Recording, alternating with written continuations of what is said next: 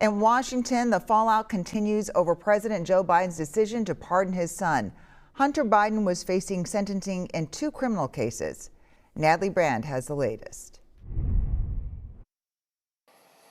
President Biden touched down in Angola Monday, a day after granting his son an unprecedented pardon. During a holiday event at the White House, the First Lady defended the decision.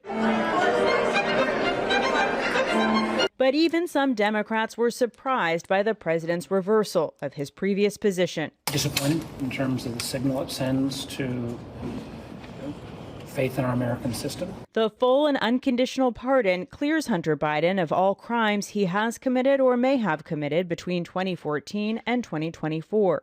He was set to be sentenced this month after being convicted of felony gun charges and pleading guilty to federal tax fraud. President Biden, I think, is giving Hunter Biden as much protection as he can. American University professor Jeffrey Crouch compares the pardon to that granted to President Nixon and says it could pave the way for more controversial pardons in the future. It makes it easier potentially for President Trump to come into office and abuse the clemency power himself again, because now he can argue that presidents from both political parties have done it recently. On social media, President-elect Donald Trump called the pardon an abuse and miscarriage of justice. He also hinted that he plans to pardon those convicted in connection with the January 6th Capitol attack in 2021. President Biden justified the decision in a statement, saying his son was singled out for political reasons. The special counsel who investigated Hunter Biden said there's no evidence of vindictive or selective prosecution of the president's son.